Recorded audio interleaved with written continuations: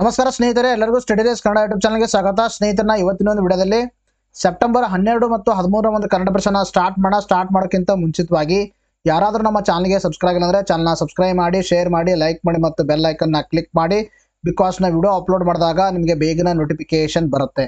ಎಷ್ಟು ಒಳ್ಳೆ ಜೋಶೊಂದಿಗೆ ಇವತ್ತಿನ ಒಂದು ಕನ್ನಡ ಪರೀಕ್ಷೆನ ಸ್ಟಾರ್ಟ್ ಮಾಡೋಣ. ನೋಡಿ, ಮೊದಲನೇ ಪ್ರಶ್ನೆ ಅಂತ ಕೇಳಿದರೆ ನೋಡಿ, ಪ್ರಧಾನಮಂತ್ರಿ ಇ ಡ್ರೈವ್ ಯೋಜನೆ ಯಾವುದಕ್ಕೆ ಸಂಬಂಧಿಸಿದೆ ಅಂತ ಪ್ರಶ್ನೆಯನ್ನ ಕೇಳಿದ್ದಾರೆ. ಅದಕ್ಕೆ ಸರಿಯಾಗಿರ್ತಕ್ಕಂಥ ಉತ್ತರ ಯಾವುದಂದ್ರೆ ದಟ್ ಈಸ್ ಮೊದಲನೇ ಆಪ್ಷನ್, ವಿದ್ಯುತ್ ಚಾಲಿತ ವಾಹನಗಳು ಇದಕ್ಕೆ ಸರಿಯಾಗಿರ್ತಕ್ಕಂಥ ಉತ್ತರವಾಗಿದೆ.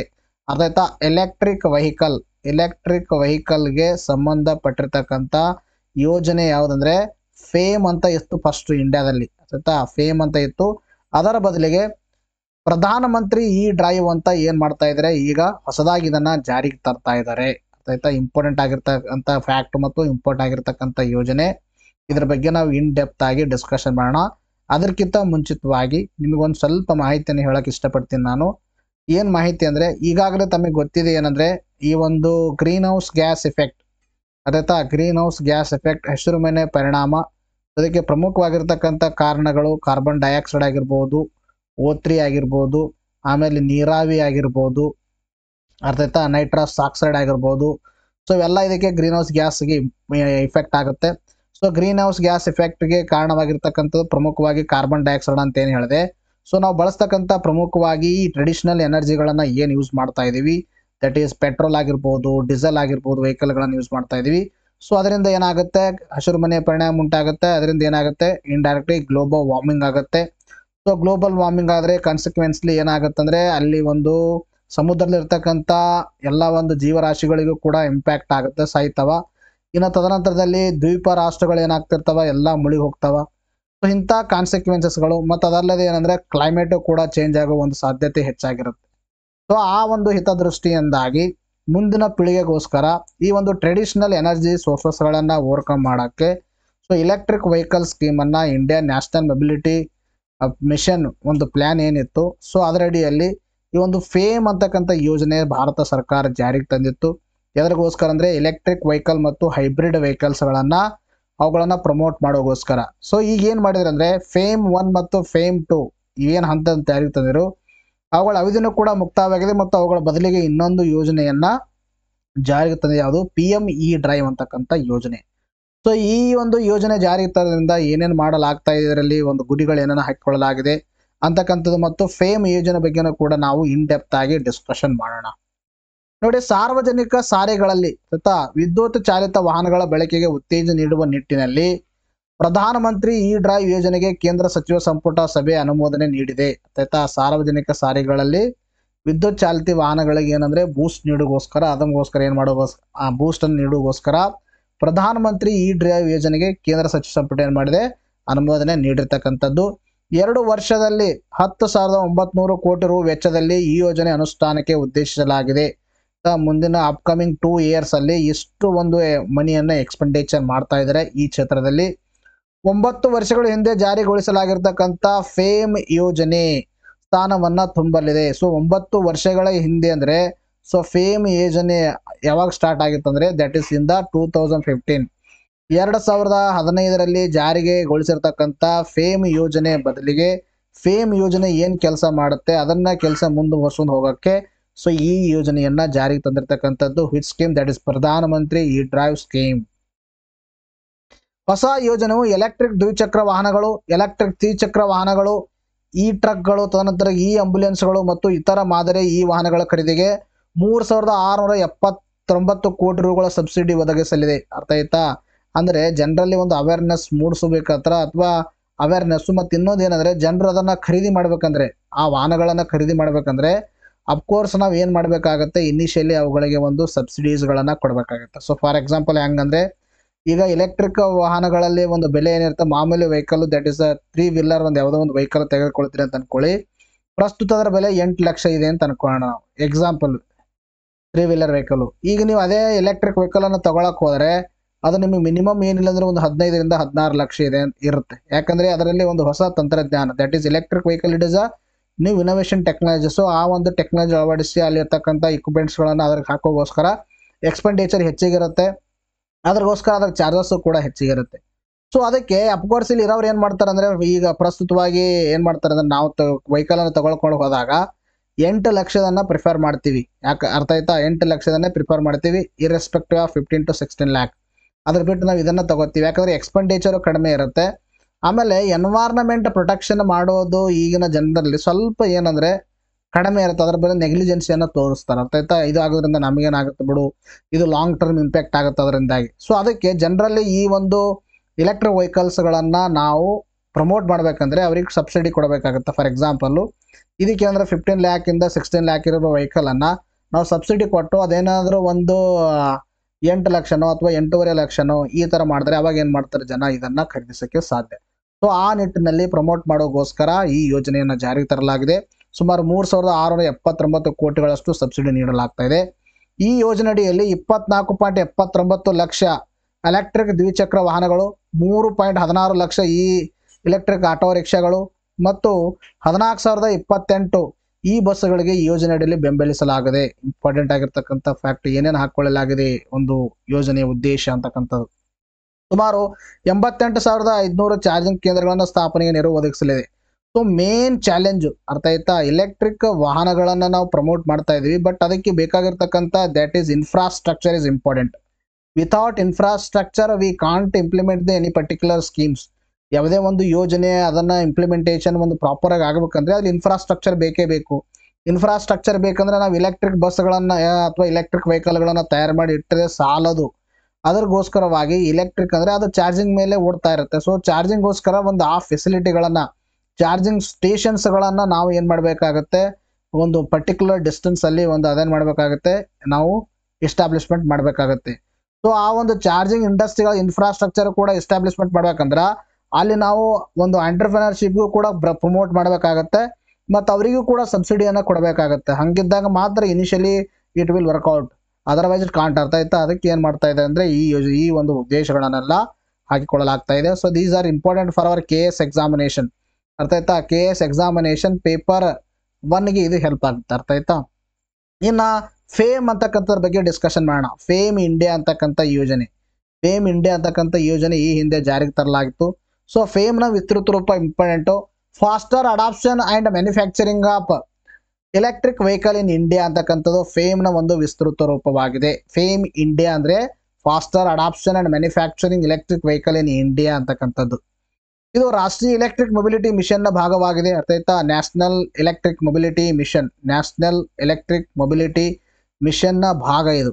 ಯಾವುದು? ಫೇಮ್ ಇಂಡಿಯಾ ಅಂತಕ್ಕಂಥದ್ದು.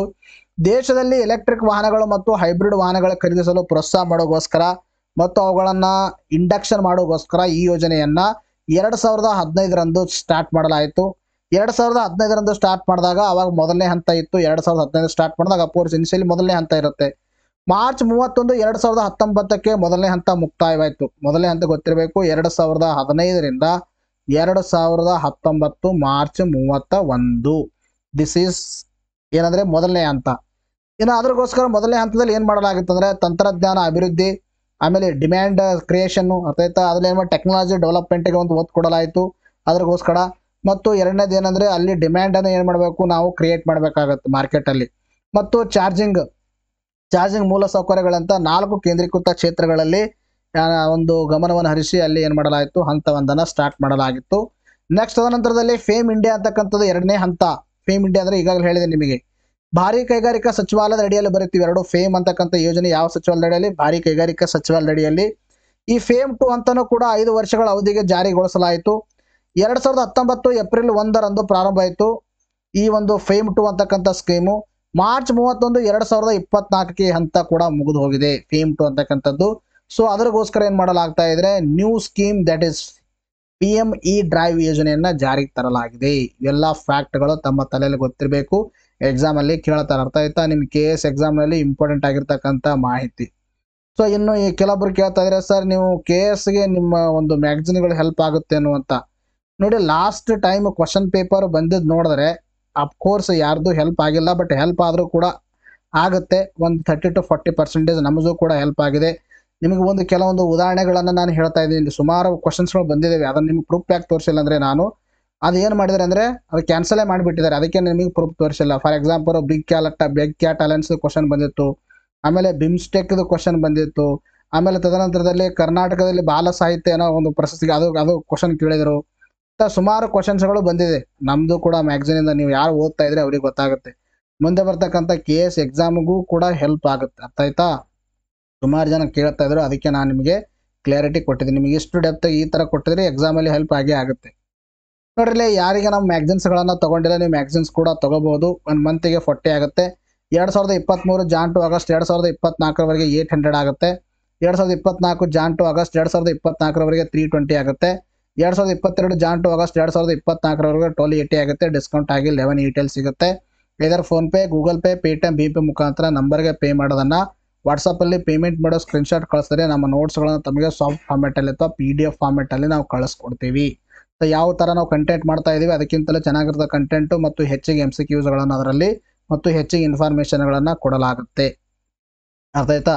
ಯಾರು ನೀವು PDO VO ಓದ್ತಾರೆ, ಟೇಕ್ ದಿಸ್ ಸಬ್ಸ್ಕ್ರಿಪ್ಷನ್ನು. ಆಮೇಲೆ ಯಾರು ನೀವು ಒಂದು ಪೊಲೀಸ್ ಎಕ್ಸಾಮ್ ಓದ್ತಾಯಿದ್ರೆ ಇದು ತೊಗೊಳ್ಳಿ. PSI ಓದೋರು ಇದೇ ತೊಗೊಂಡ್ರೆ ಬೆಟರು. ಆಮೇಲೆ ಯಾರು ನೀವು KS ಓದ್ತಾರೆ, you have to take this subscription. ಅರ್ಥ ಆಯ್ತಾ? ಈ ಒಂದು ಸಬ್ಸ್ಕ್ರಿಪ್ಷನ್ ಅನ್ನೋದಕ್ಕಿಂತಲೂ ಇದನ್ನು ಇಷ್ಟು ಖರೀದಿ ಮಾಡಿ. ಅರ್ಥ ಆಯ್ತಾ? ಇನ್ನು ಪ್ರಧಾನಮಂತ್ರಿ ಗ್ರಾಮ್ ಸಡಕ್ ಯೋಜನೆ 4ನೇ ಹಂತ ಅವಧಿ ಅಂತ ಪ್ರಶ್ನೆಯನ್ನು ಕೇಳಿದ್ದಾರೆ. ಅದಕ್ಕೆ ಸರಿಯಾಗಿರ್ತಕ್ಕಂಥ ಉತ್ತರ ಯಾವುದಂದ್ರೆ ದಟ್ ಇಸ್ 2025ರಿಂದ 2029 ಇದಕ್ಕೆ ಸರಿಯಾಗಿರ್ತಕ್ಕಂಥ ಉತ್ತರವಾಗಿದೆ. ಇಂಪಾರ್ಟೆಂಟ್ ಆಗಿರ್ತಕ್ಕಂಥ ಫ್ಯಾಕ್ಟ್ ಮತ್ತು ಇಂಪಾರ್ಟೆಂಟ್ ಆಗಿರ್ತಕ್ಕಂಥ ಪ್ರಶ್ನೆನೂ ಕೂಡ ಹೌದು. ಮುಂದೆ ಬರ್ತಕ್ಕಂಥ ಎಕ್ಸಾಮಲ್ಲಿ ನಿಮ್ಮ KS ಅಲ್ಲೂ ಕೂಡ ಕೇಳ್ಬೋದು, PSI ಅಲ್ಲೂ ಕೂಡ ಕೇಳ್ಬೋದು, PDOದಲ್ಲಿ ಕೂಡ ಕೇಳ್ಬೋದು, VOದಲ್ಲಿ ಕೂಡ ಕೇಳ್ಬೋದು.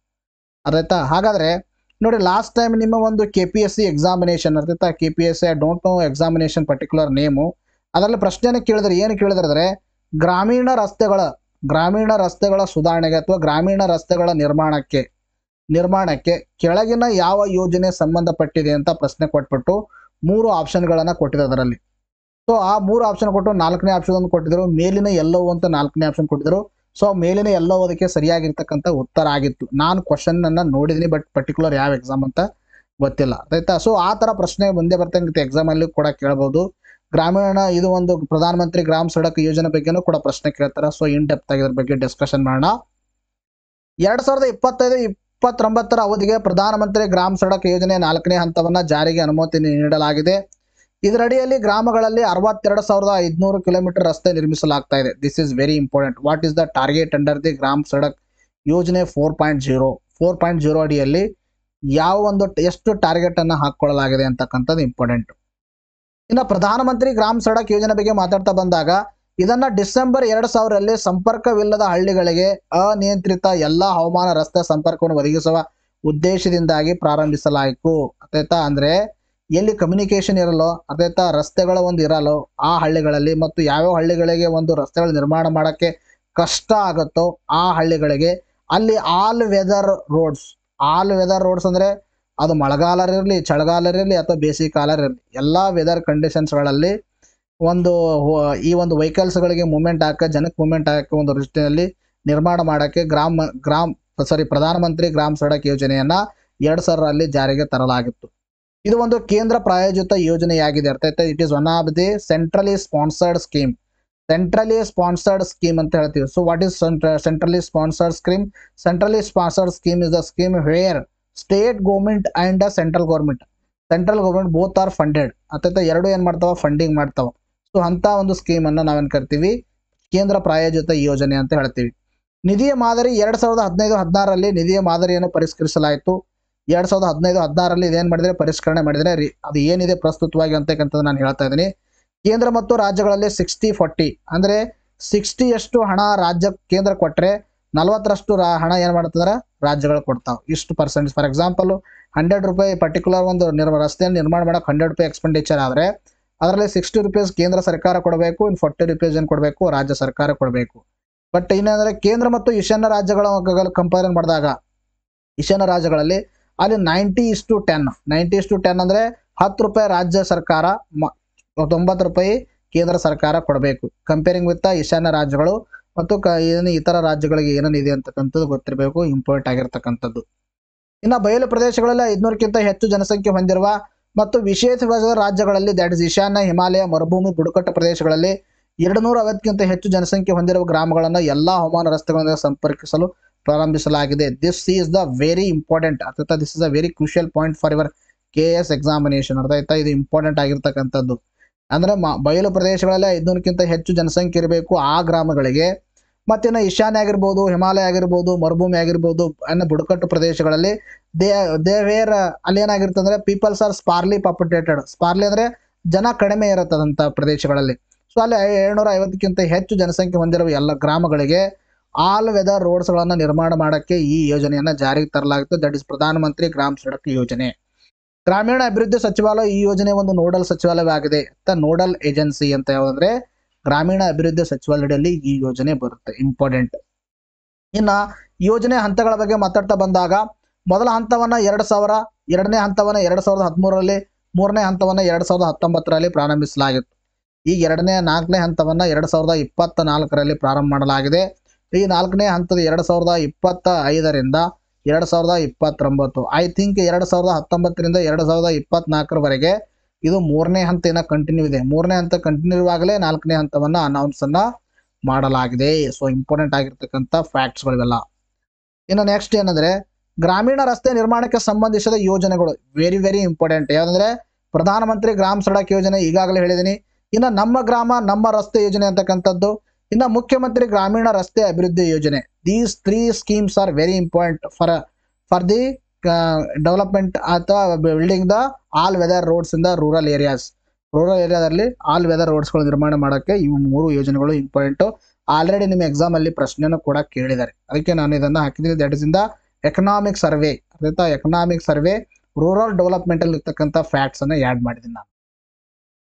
ನೋಡಿ ನೆಕ್ಸ್ಟ್ ಪ್ರಶ್ನೆ ಕೇಳಿದ್ರೆ ಇತ್ತೀಚೆಗೆ 2ನೇ ಏಷ್ಯಾ ಪೆಸಿಫಿಕ್ ಮಂತ್ರಿಗಳ ನಾಗರಿಕ ವಿಮಾನಯಾನ ಸಮ್ಮೇಳನ ಎಲ್ಲಿ ಆಯೋಜಿಸಲಾಗಿದೆ ಅಂತ ಪ್ರಶ್ನೆ ಕೇಳಿದರೆ ಅದಕ್ಕೆ ಸರಿಯಾಗಿರ್ತಕ್ಕಂಥ ಉತ್ತರ Delhi is the right answer. 2ನೇ ಏಷ್ಯಾ ಪೆಸಿಫಿಕ್ ಮಂತ್ರಿಗಳ ನಾಗರಿಕ ವಿಮಾನ ಸಮ್ಮೇಳನವನ್ನ ನವದೆಹಲಿಯಾದ ಒಂದು ಭಾರತ ಮಂಟಪದಲ್ಲಿ ಇತ್ತೀಚೆಗೆ ಆಯೋಜನೆಯನ್ನ ಮಾಡಲಾಗಿರ್ತಕ್ಕಂಥದ್ದು. ಇದನ್ನು ಅಂತಾರಾಷ್ಟ್ರೀಯ ನಾಗರಿಕ ವಿಮಾನಯಾನ ಸಂಸ್ಥೆ ಮತ್ತು ಭಾರತ ಸರ್ಕಾರದ ನಾಗರಿಕ ವಿಮಾನ ಸಚಿವಾಲಯ ಆಯೋಜನೆ ಮಾಡಿವೆ. ಅಂತಾರಾಷ್ಟ್ರೀಯ ನಾಗರಿಕ ವಿಮಾನ ಸಂಸ್ಥೆ ಮತ್ತು ಭಾರತ ಸರ್ಕಾರದ ನಾಗರಿಕ ವಿಮಾನ ಸಂಸ್ಥೆಗಳು ಜಂಟಿಯಾಗಿ ಈ ಒಂದು ಸಮ್ಮೇಳನವನ್ನ ಹೋಸ್ಟ್ ಮಾಡಿರ್ತಕ್ಕಂಥದ್ದು. It is the second. ಎಲ್ಲಿ ಆಯೋಜನೆ ಮಾಡಲಾಗುತ್ತಂದ್ರೆ ಅದು ದೆಹಲಿಯಲ್ಲಿ ಆಯೋಜನೆ ಮಾಡಲಾಗಿರ್ತಕ್ಕಂಥದ್ದು. ಮೊದಲ ಸಮ್ಮೇಳನವನ್ನ 2018ರಲ್ಲಿ ಚೀನಾದ ಬೀಜಿಂಗ್ನಲ್ಲಿ ನಡೆಸಲಾಗಿತ್ತು. ಇದು 2ನೇದು ಪ್ರಸ್ತುತವಾಗಿ ಇಂಡಿಯಾದಲ್ಲಿ ನಡೀತಾ ಇದೆ. ಭಾರತವು 2020ರಲ್ಲಿ 2ನೇ ಸಮ್ಮೇಳನ ಆಯೋಜಿಸಲು ಮುಂದಾಗಿತ್ತು. ಆದರೆ ಕೋವಿಡ್ ಸಾಂಕ್ರಾಮಿಕ ರೋಗದ ಒಂದು ಕಾರಣದಿಂದಾಗಿ ಈ ಯೋಜನೆಯನ್ನು ಏನ್ ಮಾಡಲಾಗಿತ್ತು ಅಥವಾ ಈ ಸಮ್ಮೇಳನವನ್ನು ಏನ್ ಮಾಡಲಾಗಿತ್ತು ಅಂದ್ರೆ ಮುಂದೂಡಲಾಗಿತ್ತು. ಬಟ್ ಇವಾಗ ಏನ್ ಮಾಡಿದಾರೆ ಅಂದ್ರೆ ಭಾರತದಲ್ಲೇ ನಡೀತಾ ಇದೆ. ಇದೀಗ ಭಾರತವು 2024ರಲ್ಲಿ ಈ ಸಮ್ಮೇಳನವನ್ನ ಆಯೋಜಿಸಿದೆ. ಇಂಪಾರ್ಟೆಂಟ್ ಆಗಿರ್ತಕ್ಕಂಥ ಫ್ಯಾಕ್ಟ್ಸ್. ಎಸ್ ನೆಕ್ಸ್ಟ್ ನೋಡಿ.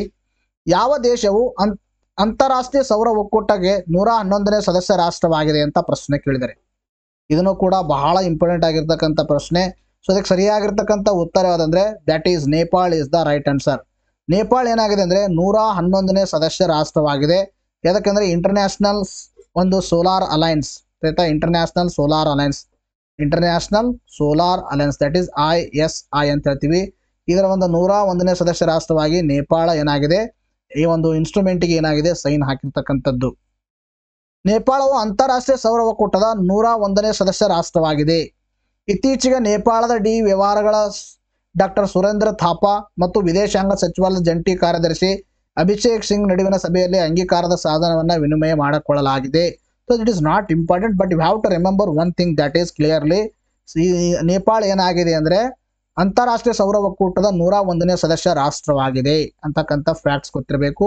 ಸೊ ಇನ್ನೊಂದೇನೆಂದರೆ ಅಂತಾರಾಷ್ಟ್ರೀಯ ಸೌರ ಒಕ್ಕೂಟದ ಬಗ್ಗೆ ಸುಮಾರು ಬಾರಿ ಪ್ರಶ್ನೆ ಕೇಳಿದರೆ ಮತ್ತು ಮುಂದೆ ಬರ್ತಕ್ಕಂಥ ಎಕ್ಸಾಮ್ ಅಲ್ಲೂ ಕೂಡ ಪ್ರಶ್ನೆ ಕೇಳ್ತಾರೆ. Because it is one of the India's initiative. ಅರ್ಥಾಯ್ತಾ? ಇಂಡಿಯಾದ ಇಂಟರ್ನ್ಯಾಷನಲ್ ಇನಿಷಿಯೇಟಿವ್.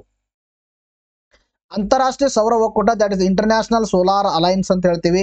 ಅಂತಾರಾಷ್ಟ್ರೀಯ ಅಂತರ ಸರ್ಕಾರಿ ಒಂದು ಸಂಸ್ಥೆಯಾಗಿದೆ. ಅಂತಾರಾಷ್ಟ್ರೀಯ ಅಂತರ ಸರ್ಕಾರಿ ಸಂಸ್ಥೆ ಇದು ಇಂಟರ್ನ್ಯಾಷನಲ್ ಸೋಲಾರ್ ಅಲೈನ್ಸ್ ಅಂತಕ್ಕಂಥದ್ದು. ಭಾರತ ಪ್ರಧಾನಮಂತ್ರಿ ಆಗಿರ್ತಕ್ಕಂಥ ನರೇಂದ್ರ ಮೋದಿ ಅವರು ಅವತ್ತಿನ ಫ್ರಾನ್ಸ್ನ ಅಧ್ಯಕ್ಷರಾಗಿರ್ತಕ್ಕಂಥ ಫ್ರಾಂಕೋಯಿಸ್ ಹೋಲ್ಯಾಂಡ್ ಅವರು ಆ ಸಂದರ್ಭದಲ್ಲಿ UNFCC COP21 ಸಭೆಯನ್ನು ನಡೆದಿತ್ತು. ಗೊತ್ತಿರಬೇಕೇನೆಂದ್ರೆ UNFCC United nation framework convention on climate change ಅಂತ ಹೇಳ್ತೀವಿ.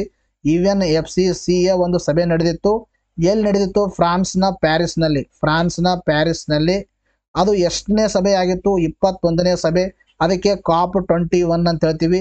ಆ COP21ನಲ್ಲಿ ಭಾರತ ನೇತೃತ್ವದಲ್ಲಿ ಮತ್ತು ಫ್ರಾನ್ಸ್ನ ಒಂದು ನೇತೃತ್ವದಲ್ಲಿ ಈ ಒಂದು ಇಂಟರ್ನ್ಯಾಷನಲ್ ಸೋಲಾರ್ ಅಲೈನ್ಸ್ ಅನ್ನ ನವೆಂಬರ್ 15 2015ರಂದು ನವೆಂಬರ್ 30 2015ರಂದು 114 ದೇಶಗಳ ಸಹಿಯೊಂದಿಗೆ ಇಂಟರ್ನ್ಯಾಷನಲ್ ಸೋಲಾರ್ ಅಲೈನ್ಸ್ ಅಂತಕ್ಕಂಥ ಸಂಸ್ಥೆಯನ್ನು ಸ್ಥಾಪನೆ ಮಾಡಲಾಗಿತ್ತು.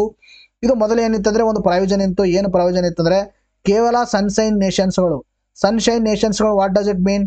ಸನ್ಶೈನ್ ನೇಷನ್ಸ್ಗಳಂದರೆ ಯಾವ ಟ್ರಾಪಿಕ್ ಆಫ್ ಕ್ಯಾನ್ಸರ್ 23 1/2 ಎನ್ ಮತ್ತು 23 1/2 ಎಸ್, ಟ್ರಾಪಿಕ್ ಆಫ್ ಕ್ಯಾಪ್ರಿಕಾನ್ ಮತ್ತು ಟ್ರಾಪಿಕ್ ಆಫ್ ಕ್ಯಾನ್ಸರ್, ಮಕರ ಸಂಕ್ರಾಂತಿ ಕರ್ಕಾಟಕ ಸಂಕ್ರಾಂತಿ ವೃತ್ತಗಳ ಮಧ್ಯದಲ್ಲಿ ರಾಷ್ಟ್ರಗಳು ಇರ್ತಾವ, ಅವು ಮಾತ್ರ ಇದರ ಸದಸ್ಯ ರಾಷ್ಟ್ರಗಳು ಆಗಬಹುದಾಗಿತ್ತು ಅಂತ ಮೊದಲು ಇದರ ಒಂದು ನಿಯಮ ಇತ್ತು.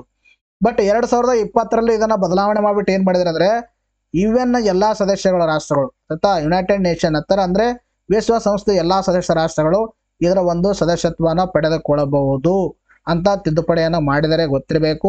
ಇನ್ನೊಂದೇನಂದ್ರೆ UNGC ಅಂದ್ರೆ United nation general assembly, that is UNGA, United nation general assembly ಏನ್ ಮಾಡಿದೆ, ಇಂಟರ್ನ್ಯಾಷನಲ್ ಸೋಲಾರ್ ಅಲೈನ್ಸ್ಗೆ ವೀಕ್ಷಕ ಸ್ಥಾನಮಾನವನ್ನು ನೀಡಿದೆ ಅಂತಕ್ಕಂಥ ಗೊತ್ತಿರಲಿ. ಇನ್ನು UN ಎಲ್ಲಾ ಸದಸ್ಯ ರಾಷ್ಟ್ರಗಳು ಈ ಒಂದು ಇಂಟರ್ನ್ಯಾಷನಲ್ ಸೋಲಾರ್ ಅಲೈನ್ಸ್ ನ ಸದಸ್ಯ ರಾಷ್ಟ್ರ ಆಗಬಹುದು. ಇದರ ಪ್ರಧಾನ ಕಚೇರಿ ಹರಿಯಾಣದಲ್ಲಿದೆ. ಹರಿಯಾಣದ ಒಂದು ಗುರುಗ್ರಾಮದಲ್ಲಿ ಕಂಡು ಬರುತ್ತೆ. ಇತ್ತೀಚೆಗೆ ಸದಸ್ಯತ್ವ ಪಡೆದ ದೇಶಗಳು ಯಾವುವು ಅಂದ್ರೆ 96ನೇ ಸದಸ್ಯವಾಗಿ ಚಿಲಿ ಆಗಿದೆ, 97ನೇ ಸದಸ್ಯ ರಾಷ್ಟ್ರವಾಗಿ ಯಮನ್, ತದನಂತರದಲ್ಲಿ 98ನೇ ಸದಸ್ಯ ರಾಷ್ಟ್ರವಾಗಿ ಪನಾಮಾ, ಆಮೇಲೆ 99ನೇ ಸದಸ್ಯ ರಾಷ್ಟ್ರವಾಗಿ ಸ್ಪೇನು, 100ನೇ ಸದಸ್ಯ ರಾಷ್ಟ್ರವಾಗಿ ಪೆರಗ್ವೆ, 101ನೇ ಸದಸ್ಯ ರಾಷ್ಟ್ರವಾಗಿ ನೇಪಾಳ. ಎಲ್ಲ ನೆನಪಿರಲ್ಲ ಅಂದ್ರೂ ಪರವಾಗಿಲ್ಲ, ಈ ಮೂರಾದ್ರೂ ಅಟ್ಲೀಸ್ಟ್ ತಮಗೆ ಗೊತ್ತಿರಬೇಕು. 99, 100, 101 ಇಂಟರ್ನ್ಯಾಷನಲ್ ಸೋಲಾರ್ ಅಲೈನ್ಸ್ ಬಗ್ಗೆ ಅರ್ಥ ಆಯ್ತಾ? ಇಂಪಾರ್ಟೆಂಟ್ ಆಗಿರ್ತಕ್ಕಂಥ ಮಾಹಿತಿ. ಭಾರತ ಮತ್ತು ಯಾವ ದೇಶದ ಮಧ್ಯದಲ್ಲಿ ಯುದ್ಧ ಅಭ್ಯಾಸ ನಡೆಯುತ್ತಿದೆ ಅಂತ ಪ್ರಶ್ನೆಯನ್ನು ಕೇಳಿದರೆ, ಯುದ್ಧಾಭ್ಯಾಸ ಒಂದು ಸಮರಾಭ್ಯಾಸ, ಇದೊಂದು ಯುದ್ಧಾಭ್ಯಾಸ ಅಂತಕ್ಕಂಥ ಒಂದು ಮಿಲಿಟರಿ ಎಕ್ಸರ್ಸೈಸ್ ನಡೀತಿದೆ ಅಂತ ಪ್ರಶ್ನೆ ಕೇಳಿದರೆ, ಸೊ ಇದಕ್ಕೆ ಸರಿಯಾಗಿರ್ತಕ್ಕಂಥ ಉತ್ತರ ಯಾವುದಂದ್ರೆ ದಟ್ ಈಸ್ ಅಮೆರಿಕ. ಇದಕ್ಕೆ ಸರಿಯಾಗಿರ್ತಕ್ಕಂಥ ಉತ್ತರವಾಗಿದೆ. ಅಂದರೆ ನಿಮಗೆ ಈಗಾಗಲೇ ನಾನು ಹೇಳಿದ್ದೀನಿ, UPSCಗೂ ಇಂಪಾರ್ಟೆಂಟು, KPSCಗೂ important. What is one topic is India's exercise with other nations.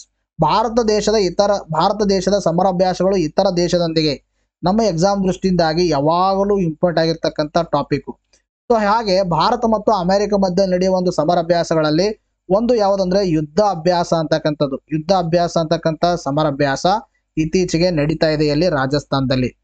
Bharat ಮತ್ತು USA ಮಧ್ಯದಲ್ಲಿ ನಡೆಯುವ ಜಂಟಿ ಮಿಲಿಟರಿ ಸಮರಾಭ್ಯಾಸವಾದ ಯುದ್ಧ ಅಭ್ಯಾಸ ಪ್ರಾರಂಭವಾಗಿದೆ. ಇದು ಪ್ರಸ್ತುತವಾಗಿ ನಡೀತಕ್ಕಂಥ ಅಭ್ಯಾಸವು 20ನೇ ಆವೃತ್ತಿಯಾಗಿದೆ. ಎಷ್ಟನೇ ಆವೃತ್ತಿ? 20ನೇ ಆವೃತ್ತಿ. ಇಂಪಾರ್ಟೆಂಟು. ಇದು ರಾಜಸ್ಥಾನದ ಮಹಾಜನ್ ಫೀಲ್ಡ್ ಫೈರಿಂಗ್ ರೇಂಜ್ ನಲ್ಲಿ ಇದು ನಡೆಸಲಾಗ್ತಾ ಇದೆ, ಭಾರತದಲ್ಲಿ ನಡೀತಾ ಇದೆ. ಈ ಸಮರಾಭ್ಯಾಸವು 2004ರಲ್ಲಿ ಪ್ರಾರಂಭವಾಗಿದೆ. 2004ರಲ್ಲಿ ಪ್ರಾರಂಭ ಆಗಿದೆ. ಪ್ರಸ್ತುತವಾಗಿ ರಾಜಸ್ಥಾನದಲ್ಲಿ ನಡೆಯಿತು. ಎಷ್ಟನೇ ಆವೃತ್ತಿ? 20ನೇ ಆವೃತ್ತಿ. ಯಾವ ಸಮರಾಭ್ಯಾಸ? ಯುದ್ಧ ಅಭ್ಯಾಸ ಅಂತಕ್ಕಂಥದ್ದು ಯಾವ ದೇಶ ಮಧ್ಯದಲ್ಲಿ? ಭಾರತ ಮತ್ತು USA. ಇದಷ್ಟೇ ಸಾಲದು, ಭಾರತ ಮತ್ತು USA ಮಧ್ಯದಲ್ಲಿ ನಡೆಯುವ ಇತರ ಸಮರಾಭ್ಯಾಸಗಳು ಯಾವುವು ಅಂದ್ರೆ ಟೈಗರ್ ಟ್ರಯಂಪ್ ಅಂತಕ್ಕಂಥದ್ದು ಇಂಪಾರ್ಟೆಂಟು, ವಜ್ರ ಪ್ರಹಾರ ಇಂಪಾರ್ಟೆಂಟು, ಕೋಪ್ ಇಂಡಿಯಾ ಅಂತಕ್ಕಂಥ ಸಮರಾಭ್ಯಾಸ, ಈಗಾಗಲೇ ನಡೆದಿರ್ತಕ್ಕಂಥದ್ದು ಯುದ್ಧಾಭ್ಯಾಸ. ಒನ್ ನೋಟ್ ಏನಂದ್ರೆ ಮಲಬಾರ್ ಅಂತಕ್ಕಂಥ ಸಮರಾಭ್ಯಾಸವು ಆಕ್ಚುಲಿ ಸ್ಟಾರ್ಟ್ ಆಗೋದು ಭಾರತ ಮತ್ತು USA ಮಧ್ಯದಲ್ಲಿಯೇ. ಲೇಟರ್ ಏನಾಯ್ತು ಅಂದ್ರೆ ಇದು ಜಪಾನ್ ಮತ್ತು ಆಸ್ಟ್ರೇಲಿಯಾ ಕೂಡ ಇದರಲ್ಲಿ ಪಾರ್ಟಿಸಿಪೇಟ್ ಆಗ್ತಾ ಇದಾವೆ. ಮಲಬಾರ್ ಅಂದ್ರೆ ಕ್ವಾಡ್ ದೇಶಗಳ ಒಂದು ಭಾಗವಹಿಸುವ ಸಮರಾಭ್ಯಾಸ ಅಂತ ಗೊತ್ತಿರಲಿ. ಆಯ್ತಾ? ಮಲಬಾರ್ ಸಮರಾಭ್ಯಾಸ ಅಂದ್ರೆ ಕ್ವಾಡ್ ದೇಶಗಳು ಭಾಗವಹಿಸ್ತವ ಅಂತಕ್ಕಂಥದ್ದು. Initially it started with India and USA. India ಮತ್ತು US ದಲ್ಲಿ ಸ್ಟಾರ್ಟ್ ಆಗಿತ್ತು, ಕೇವಲ ಭಾಗವಹಿಸ್ತಾ ಇದ್ವು. ನಂತರ ಜಪಾನ್ ಮತ್ತು ಆಸ್ಟ್ರೇಲಿಯಾ ಕೂಡ ಇದರಲ್ಲಿ ಭಾಗವಹಿಸ್ತಾ ಇದಾವೆ. ಇಂಪಾರ್ಟೆಂಟ್ ಆಗಿರ್ತಕ್ಕಂಥ ಇನ್ಫಾರ್ಮೇಶನ್. ಕೆಳಗಿನ ಯಾವ ರಾಷ್ಟ್ರವು ಗಲ್ಫ್ ಕೋಆಪರೇಷನ್ ಕೌನ್ಸಿಲ್ ಸದಸ್ಯ ರಾಷ್ಟ್ರವಾಗಿಲ್ಲ ಅಂತ ಕೇಳಿದ್ದಾರೆ. ಅದಕ್ಕೆ ಸರಿಯಾಗಿರ್ತಕ್ಕಂಥ ಉತ್ತರ that is Iran is the right answer. ಇದನ್ನು ಕೂಡ ಬಹಳ ಇಂಪಾರ್ಟೆಂಟ್ ಆಗಿರ್ತಕ್ಕಂಥ ಪ್ರಶ್ನೆ. ಹ್ಯಾಂಗ್ ಇಂಪಾರ್ಟೆಂಟ್ ಅಂದ್ರೆ ಇದು ನಿಮಗೆ ಏನಂದ್ರೆ ಇದಕ್ಕೆ ಎದರಲ್ಲಿ ಹೆಲ್ಪ್ ಅಂದ್ರೆ ವೇರಿಯಸ್ ಇಂಟರ್ನ್ಯಾಷನಲ್ ಆರ್ಗನೈಸೇಷನ್ ಟಾಪಿಕ್ ಇದೆ ನಿಮಗೆ UPSC ಇದೆ ಮತ್ತು KPSC ಇದೆ. ವೇರಿಯಸ್ ಇಂಟರ್ನ್ಯಾಷನಲ್ ಆರ್ಗನೈಸೇಷನ್ ಅಂತ ಹೇಳಿ. ಸೊ ವೇರಿಯಸ್ ಇಂಟರ್ನ್ಯಾಷನಲ್ ಆರ್ಗನೈಸೇಷನ್ ಅಡಿಯಲ್ಲಿ ಇದು KS ಹೆಲ್ಪ್ ಆಗುತ್ತೆ. ಅರ್ಥ ಆಯ್ತಾ? ಇನ್ನು ಸುಮಾರು ಜನ ಏನು ಕೇಳ್ತಾ ಇದ್ದಾರೆ, ಸರ್ ನೀವು ಕೆಲವೊಂದು ಫ್ಯಾಕ್ಟ್ಸ್ಗಳು ಕೊಡಿ ಅಂತ. ಫ್ಯಾಕ್ಟ್ಸ್ ಅಂದ್ರೆ ಗಲ್ಫ್ ಕೋಆಪರೇಷನ್ ಕೌನ್ಸಿಲ್ ಇದ್ರೆ ಈ ಗಲ್ಫ್ ಕೋಆಪರೇಷನ್ ಕೌನ್ಸಿಲ್ ಸದಸ್ಯ ರಾಷ್ಟ್ರಗಳು ಎಷ್ಟು ಪಾಪ್ಯುಲೇಷನ್ ಕೊಡುಗೆ ಕೊಡ್ತಾವ, ಎಷ್ಟು ಏರಿಯಾಗೆ ಕೊಡುಗೆ ಕೊಡ್ತಾವ, ಅರ್ಥ ಆಯ್ತಾ? ಆಮೇಲೆ ಎಷ್ಟು ಇವುಗಳ ಒಂದು ಟ್ರೇಡ್ ಆಗುತ್ತೆ, ಇಂತಹ ಫ್ಯಾಕ್ಟ್ಸ್ಗಳು ಕೊಡಿ ಅಂತ ಕೇಳ್ತಾ ಇದ್ರು. ನೋಡಿ, ಇವು ನಾನು ಫ್ಯಾಕ್ಟ್ ಕೊಟ್ಟರು ಕೂಡ ನಿಮ್ಗೆ ತಲೆಯಲ್ಲಿ ಉಳಿಯಲ್ಲ, ಆಯ್ತಾ? ತಲೆಯಲ್ಲಿ ಉಳಿಯಲ್ಲ. ಆಮೇಲೆ ಇನ್ನೊಂದು ಆಲ್ಮೋಸ್ಟ್ ಆಲ್ ಎಕ್ಸಾಮ್ನರ್ ಏನ್ ಮಾಡ್ತಾನೆ ಅಂದ್ರೆ ಕರೆಕ್ಟ್ ಇದ್ದದೇ ಕೊಡ್ತಾನೆ, ಆಯ್ತಾ? ಯಾಕಂದ್ರೆ ನಿಮಗಲ್ಲಿ ಡೇಟಾ ಪಾಯಿಂಟ್ ಅನ್ನ ಚೆಕ್ ಮಾಡಕ್ಕೆ ಯಾರು ಕೊಡಲ್ಲ. ರೇರೆಸ್ಟ್ ಆಫ್ ದಿ ರೇರ್ ಕೇಸಲ್ಲಿ ನಿಮಗೆ ಡೇಟಾ ಪಾಯಿಂಟ್ ಚೆಕ್ ಮಾಡಕ್ ಕೊಡ್ತಾರ.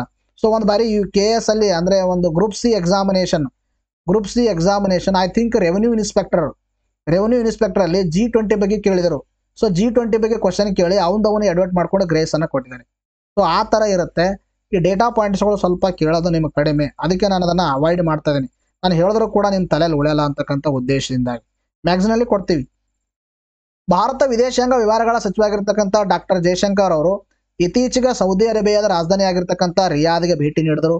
ಯಾಕೆ ಭೇಟಿ ನೀಡಿದ್ರು ಅಂದ್ರೆ first time India and GCC gulf cooperation ಕೌನ್ಸಿಲ್ನ ಒಂದು ಸಭೆ ನಡೆಯಿತು, ಅದಕ್ಕೋಸ್ಕರ ಭೇಟಿ ನೀಡಿದರು. This is the first time in India history. ಭಾರತ ಮತ್ತು GCC ಜಂಟಿ ಸಚಿವರ ಸಭೆಯಲ್ಲಿ ಭಾಗವಹಿಸಲು ಭೇಟಿ ನೀಡಿದರು ಜಯಶಂಕರ್ ಅವರು. ಇದು ಭಾರತ ಮತ್ತು GCC ನಡುವಿನ ಮೊದಲ ಸಭೆಯಾಗಿದೆ. It is a first meeting India GCC. So India GCC ಮಧ್ಯದಲ್ಲಿ ಫಸ್ಟ್ ಸಭೆ ಅಂದ್ರೆ ಇಲ್ಲಿ ನಮ್ಮ ಜಯಶಂಕರ್ ಅವರು ಏನು ಒಂದು ಪ್ರಪೋಸ್ ಅನ್ನ ಮಾಡಿದ್ದಾರೆ, P ಒಂದು ಪ್ರಪೋಸ್ ಮಾಡಿದ್ದಾರೆ. ಸೊ P ಅಂದ್ರೆ ಇಲ್ಲಿ ಏನ್ ಹೇಳುತ್ತೆ, P ಅಂದ್ರೆ ಪೀಪಲ್ ಹೇಳುತ್ತೆ, ಇನ್ನೊಂದು ಇಲ್ಲಿ ಪ್ರಾಸ್ಪೆರಿಟಿ ಅಂತಕ್ಕಂತ ಹೇಳುತ್ತೆ, ಇನ್ನೊಂದು ಪೀಸ್ ಅಂತಕ್ಕಂಥದ್ದು. ಇದನ್ನ ಇದು ಮಾಡಿದ್ರು. ಆಮೇಲೆ ತದನಂತರದಲ್ಲಿ ಈ ಪ್ಯಾಲೆಸ್ಟೈನ್ ಆಗಿರ್ತಕ್ಕಂಥ ಇಶ್ಯೂ ಬಗ್ಗೆ ಅಲ್ಲಿ ರಿಸಾಲ್ವ್ ಮಾಡಕ್ಕೆ ಒಂದು ಕ್ರಮಗಳನ್ನು ಕೈಗೊಳ್ಳಿ ಅಂತಕ್ಕಂಥದ್ದನ್ನು ಕೂಡ ಹೇಳಿದ್ದಾರೆ. ಯಾಕಂದ್ರೆ ಒಟ್ಟಾರೆಯಾಗಿ ಇಂಡಿಯಾದ ನಿಲುವು ಏನು, ಪ್ರಸ್ತುತವಾಗಿರ್ತಕ್ಕಂಥ ಈ ಜಗತ್ತಿನಲ್ಲಿ ಏನು ಡೆವಲಪ್ಮೆಂಟ್ ಆಗ್ತಾ ಇದಾವೆ, ಈ ಒಂದು ಪ್ಯಾಲೆಸ್ಟೈನ್ ಮತ್ತು ಇಸ್ರೇಲ್ ಮಧ್ಯದಲ್ಲಿ, ರಷ್ಯಾ ಮತ್ತು ಯುಕ್ರೇನ್ ಮಧ್ಯದಲ್ಲಿ, ಆಯ್ತಾ, ಅಲ್ಲಿ ಏನಂದ್ರೆ ಪೀಪಲ್, ಪ್ರಾಸ್ಪೆರಿಟಿ ಅಂಡ್ ಪೀಸ್. ಅರ್ಥ ಆಯ್ತಾ? ಇದು ಭಾರತ ನಿಲುವನ್ನು ಹೇಳಿದ್ದಾರೆ ಅವರು. So that is with respect to the mains examination. Gulf cooperation council ಬಗ್ಗೆ ಮಾತಾಡ್ತಾ ಬಂದಾಗ 6 ದೇಶಗಳನ್ನು ಒಳಗೊಂಡ ರಾಜಕೀಯ ಮತ್ತು ಆರ್ಥಿಕ ಸಂಘಟನೆಯಾಗಿದೆ ಇದೊಂದು. ಅಂದ್ರೆ ಆಲ್ಮೋಸ್ಟ್ ಆಲ್ ಇದರಲ್ಲಿ ಮುಸ್ಲಿಂ ದೇಶಗಳಿದಾವೆ. ಗಲ್ಫ್ ಕೋಆಪರೇಷನ್ 1981ರಲ್ಲಿ ಇದು ಸ್ಥಾಪನೆ ಆಯಿತು ಈ ಸಂಸ್ಥೆ. ಇದರ ಒಂದು ಸದಸ್ಯ ರಾಷ್ಟ್ರಗಳು ಯಾವಿದೆ ಅಂದ್ರೆ Saudi Arabia, Oman, Kuwait, Qatar, United Arab Emirates, Oman ಮತ್ತು ಬಹ್ರೇನ್. ಅರ್ಥ ಆಯ್ತಾ? ಇವು ಏನಂದ್ರೆ ಇದರ ಒಂದು ಸದಸ್ಯ ರಾಷ್ಟ್ರಗಳಾಗಿದ್ದಾವೆ. ಇದರ ಒಂದು ಕೇಂದ್ರ ಕಚೇರಿಯಲ್ಲಿ ಕಂಡು ಬರುತ್ತೆ ರಿಯಾದ್, ಅಂದ್ರೆ ಸೌದಿ ಅರೇಬಿಯಾದಲ್ಲಿ ಕಂಡು ಬರುತ್ತೆ. ಇದರ ಕೇಂದ್ರ ಕಚೇರಿ ಅದು ಗಲ್ಫ್ ಕೋಆಪರೇಷನ್ ಕೌನ್ಸಿಲ್ದು. ಅರ್ಥ ಆಯ್ತಾ? ನೋಡಿ ನೆಕ್ಸ್ಟ್ ಪ್ರಶ್ನೆ ಕೇಳಿದ್ರೆ, ರಾಷ್ಟ್ರೀಯ ಫ್ಲಾರೆನ್ಸ್ ನೈಟಿಂಗಲ್ ಪ್ರಶಸ್ತಿ ಯಾರಿಗೆ ನೀಡಲಾಗುತ್ತದೆ ಅಂತ ಪ್ರಶ್ನೆಯನ್ನು ಕೇಳಿದ್ದಾರೆ. ಅದಕ್ಕೆ ಸರಿಯಾಗಿರ್ತಕ್ಕಂಥ ಉತ್ತರ ಅಂದ್ರೆ ನರ್ಸ್ಗಳಿದಕ್ಕೆ ಸರಿಯಾಗಿರ್ತಕ್ಕಂಥ ಉತ್ತರವಾಗಿದೆ. ರಾಷ್ಟ್ರಪತಿ ದ್ರೌಪದಿ ಮುರ್ಮು ಅವರು 15 ದಾದಿಯರಿಗೆ 2024ರ ರಾಷ್ಟ್ರೀಯ ಫ್ಲಾರೆನ್ಸ್ ನೈಟಿಂಗಲ್ ಪ್ರಶಸ್ತಿಯನ್ನ ಪ್ರದಾನ ಮಾಡಿದರು. ರಾಷ್ಟ್ರೀಯ ಫ್ಲಾರೆನ್ಸ್ ನೈಟಿಂಗಲ್ ಪ್ರಶಸ್ತಿ ಬಗ್ಗೆ ಮಾತಾಡ್ತಾ ಬಂದಾಗ ದಾದಿಯರು ಮತ್ತು ನರ್ಸಿಂಗ್ ವೃತ್ತಿಪರರಿಗೆ ಸಮಾಜಕ್ಕೆ ಸಲ್ಲಿಸಿದ ಅವರ ಶ್ಲಾಘನೀಯ ಸೇವೆಗಳನ್ನು ಗುರುತಿಸಿ ಈ ಪ್ರಶಸ್ತಿಗಳನ್ನು ನೀಡಲಾಗುತ್ತೆ. ರಾಷ್ಟ್ರೀಯ ಫ್ಲಾರೆನ್ಸ್ ನೈಟಿಂಗಲ್ ಪ್ರಶಸ್ತಿ ಯಾರಿಗೆ ನೀಡ್ತಾರೆ ಅಂದ್ರೆ ದಾದಿಯರು ಮತ್ತು ನರ್ಸ್ದವರಿಗೆ ನೀಡಲಾಗುತ್ತೆ. ಬ್ರಿಟಿಷ್ ನರ್ಸ್ ಆಗಿರ್ತಕ್ಕಂಥ ಫ್ಲಾರೆನ್ಸ್ ನೈಟಿಂಗಲ್ ಅವರ ಒಂದು ಹೆಸರನ್ನು ಇದಕ್ಕೆ ಇಡಲಾಗಿದೆ ಈ ಪ್ರಶಸ್ತಿಗೆ. ಇದು ದಾದಿಯರು ಗಳಿಸಬಹುದಾದ ಅತ್ಯುನ್ನತ ಅಂತಾರಾಷ್ಟ್ರೀಯ ಪ್ರಶಸ್ತಿಯಾಗಿದೆ.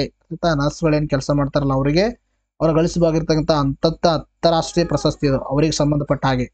1973ರಲ್ಲಿ ಆರೋಗ್ಯ ಮತ್ತು ಕುಟುಂಬ ಕಲ್ಯಾಣ ಸಚಿವಾಲಯ ಏನ್ ಮಾಡ್ತು, ಇದು ಪ್ರಾರಂಭಿಸಲಾಗಿತ್ತು. ಗೊತ್ತಿರಬೇಕು ನಿಮಗೆ ಏನಂದ್ರೆ ರಾಷ್ಟ್ರೀಯ ಫ್ಲಾರೆನ್ಸ್ ನೈಟಿಂಗಲ್ ಪ್ರಶಸ್ತಿ ಯಾರ ಹೆಸರಿನಲ್ಲಿ ಸ್ಟಾರ್ಟ್ ಆಯಿತು, ಯಾವಾಗ ಸ್ಟಾರ್ಟ್ ಮಾಡಲಾಯಿತು, ಆಮೇಲೆ ಇದರ ಒಂದು ವಿಶೇಷತೆ. ಪ್ರಶಸ್ತಿ ಅಂದ್ರೆ 1 ಲಕ್ಷ ನಗದು ಬಹುಮಾನ ಮತ್ತು ಪದಕಗಳನ್ನು ಒಳಗೊಂಡಿರುತ್ತೆ. ನೋಡ್ರಿ ಇವೆಲ್ಲ ನಾವು ಹೇಳ್ತೀವಿ, ಆದ್ರೆ ನಿಮ್ಮ ತಲೆಯಲ್ಲಿ ಉಳಿಯಲ್ಲ ಇವು. 1 ಲಕ್ಷ ಎಷ್ಟು ಬಹುಮಾನ ನೀಡಲಾಗುತ್ತೆ ಅಂತ ಕೇಳಿದ್ರೆ ಎಕ್ಸಾಮ್ ಅಲ್ಲಿ ಕನ್ಫ್ಯೂಸ್ ಮಾಡ್ಕೋತೀರ. ಯಾರಿಗಾದ್ರೂ ಕನ್ಫ್ಯೂಸ್ ಆಗುತ್ತೆ. ನಾವು ಕ್ಲಾಸ್ ಮಾಡ್ತೀವಿ, ನಮಗೆ ಕೇಳಿದ್ರೆ ನಮಗೂ ಕನ್ಫ್ಯೂಸ್ ಆಗುತ್ತೆ.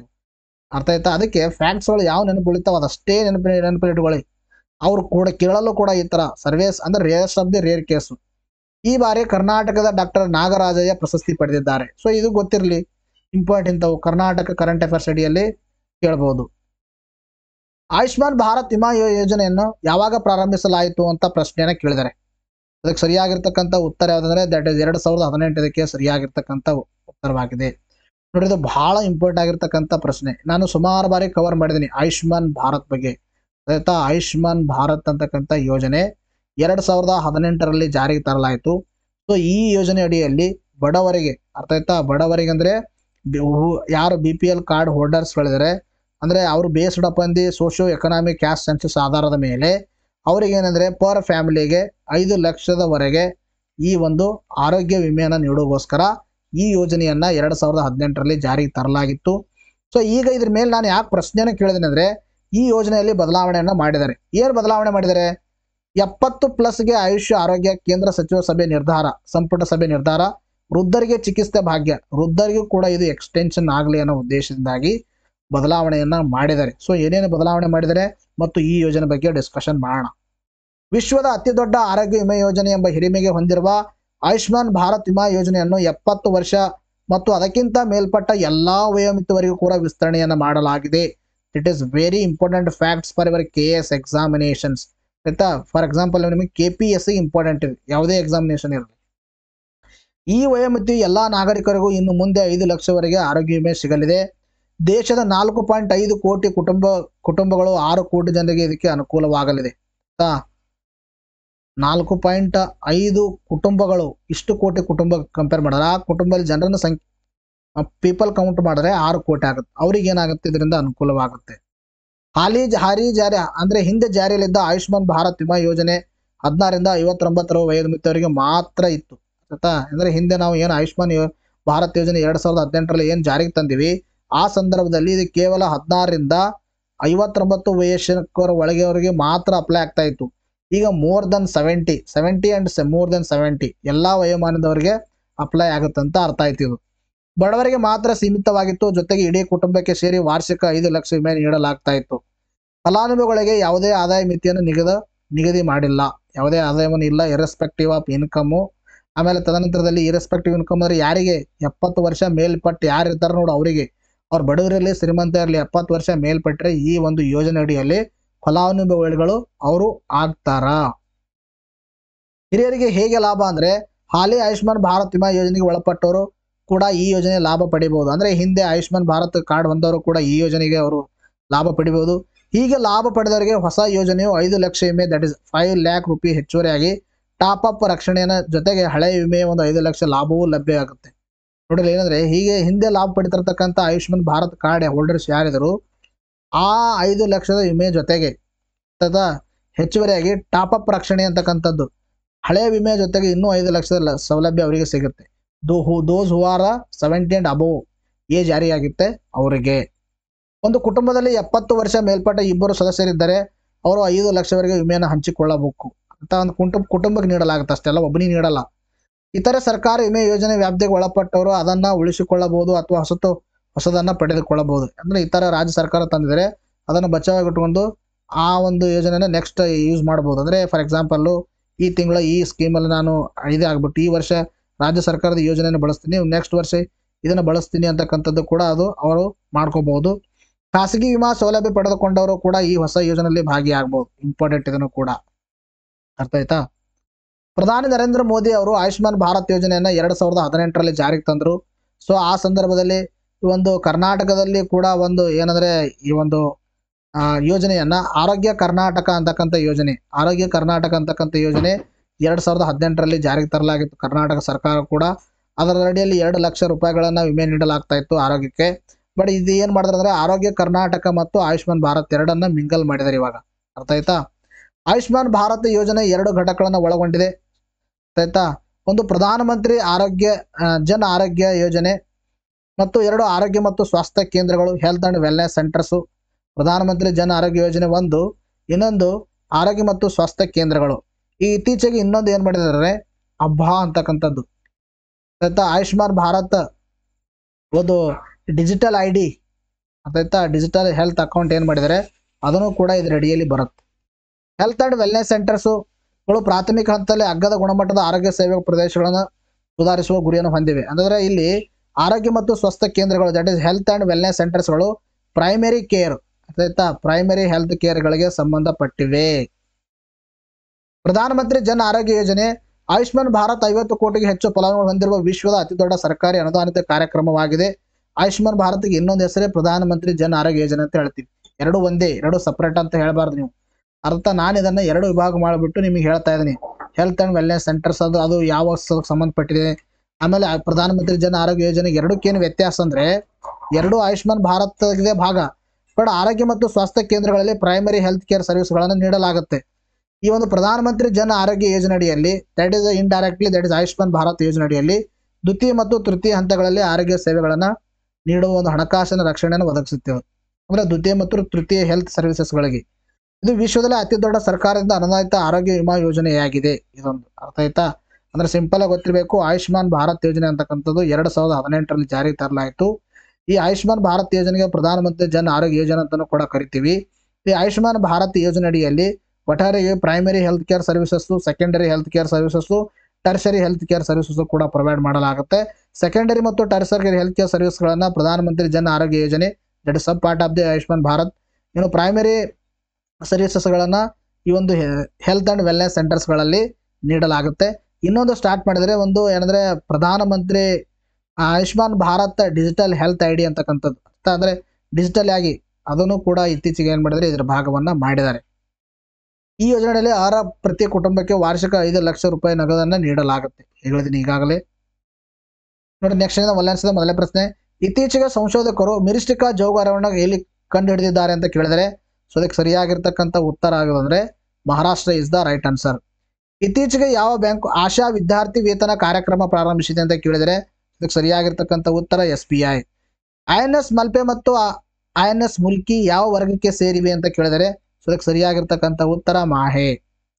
ಇತ್ತೀಚೆಗೆ ಯಾವ ಸಂಸ್ಥೆಯು ಉತ್ತರ ಬೆಂಗಾಲದಲ್ಲಿ ಹೆಲ್ಮೆಟ್ ಕ್ಯಾಮ್ರಾ ವ್ಯವಸ್ಥೆ ಜಾರಿಗೆ ತಂದಿದೆ ಅಂತ ಪ್ರಶ್ನೆ ಕೇಳಿದರೆ ಅದಕ್ಕೆ ಸರಿಯಾಗಿರ್ತಕ್ಕಂಥ ಉತ್ತರ ಭಾರತೀಯ ರೈಲ್ವೆ.